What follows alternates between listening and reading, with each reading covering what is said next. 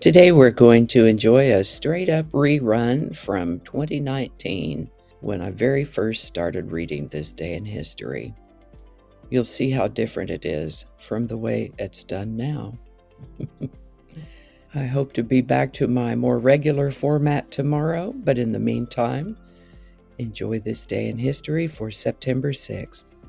Alrighty then, happy Friday, September 6th, this day in history. These items are from articles on this day in history on history.com, link in the description. On September 6th in 1522, that was a long time ago, in 1522, Magellan's expedition circumnavigates the globe. And I believe this was the day that they actually returned home from that big trip. This was a good, busy day in history. On this day in 1781, British Brigadier General Benedict Arnold, a former Patriot officer already infamous and much maligned for betraying the United States the previous year by trying to sell the Patriot fort at West Point, New York to the British for a bribe of 20,000 British pounds, adds to his notoriety by ordering his British command to burn New London, Connecticut to the ground. He ordered the British soldiers to set fire to every building. So if you ever heard the term Benedict Arnold, you'll know what that's about. He was a traitor to our country early on. In 1847 on this day, Henry David Thoreau left Walden and moved in with the Emersons. On September 6, 1901, President William McKinley was shot. God bless him, he told the guards who caught his assailant not to hurt the guy. We'll be seeing more about this story in the next few days. In 1914, the First Battle of Marne begins, and I think we talked about this yesterday. It was World War I, so it goes on for a while. In 1915, on this day, 1915, September 6, the first tank was produced. It was developed in response to trench warfare in World War I. A prototype tank named Little Willie. I bet he wasn't so little. Little Willie rolled off the assembly line in England. Little Willie was clunky and slow, but his developers made adjustments and adaptations, ultimately producing tanks that were successful on the battlefield. On this day in 1966, the architect of apartheid was assassinated, stabbed to death during a parliamentary meeting. Interestingly, this was not the first attempt on his life. On this day in 1972, more of those Israeli hostages were killed in Munich. I told you before that didn't go well.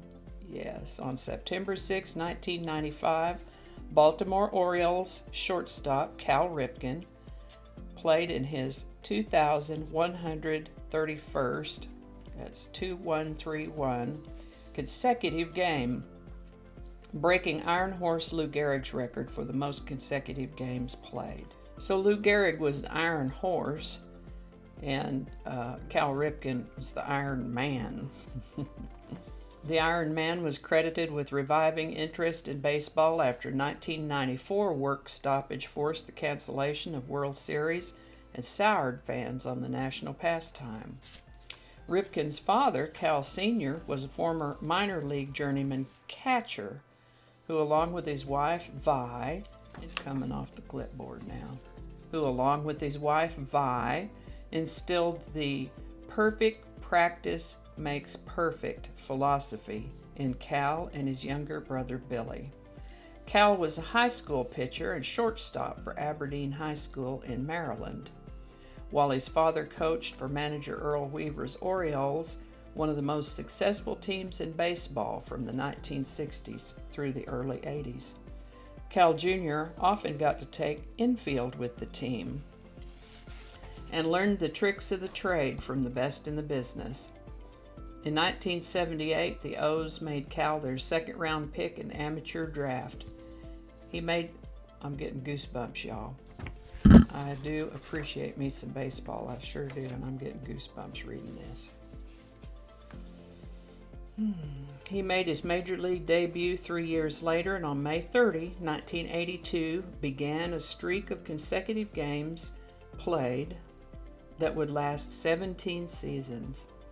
Later that year, Weaver switched the 6-foot 4-inch Ripken from third base to shortstop, a position that was at the time typically played by smaller men.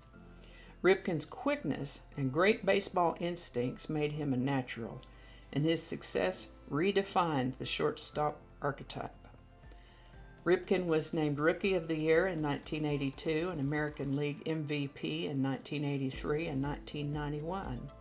Ripken went on to play 2,632 games, that's 2,632 games in a row, before ending the streak by voluntarily removing himself from a game against the New York Yankees on September 19, 1998. Ripken retired after the 2001 season with a lifetime record for home runs by a shortstop, 345, and a record for fielding percentage by a shortstop in a season. Wow. He played in 19 All-Star games and was awarded an All-Star MVP in 1991, and in his last All-Star game in 2001, in which he hit a solo home run. He was elected to the Baseball Hall of Fame in 2007. A record 75,000 fans attended his induction ceremony, and I certainly remember that one. What a nice guy, Cal Ripken Jr.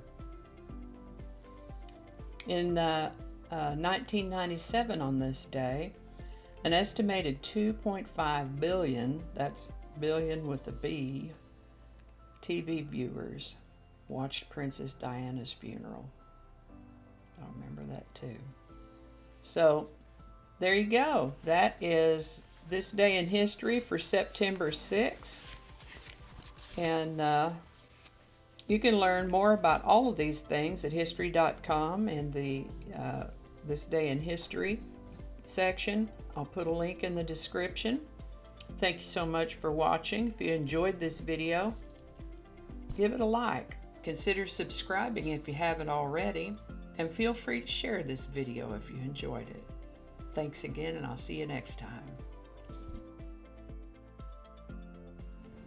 Oh, it's already on. Okay, get that throat cleared.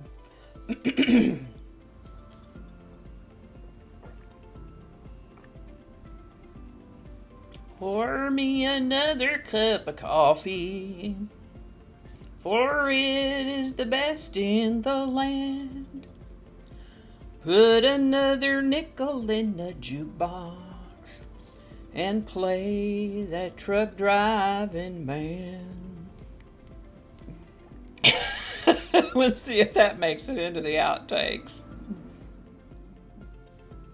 There's the trash men coming for the recy. Oh, you should know that already.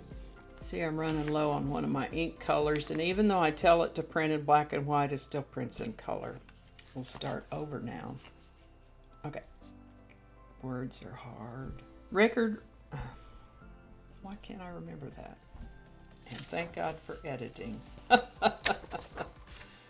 Have I ever done one in one take? I don't think so.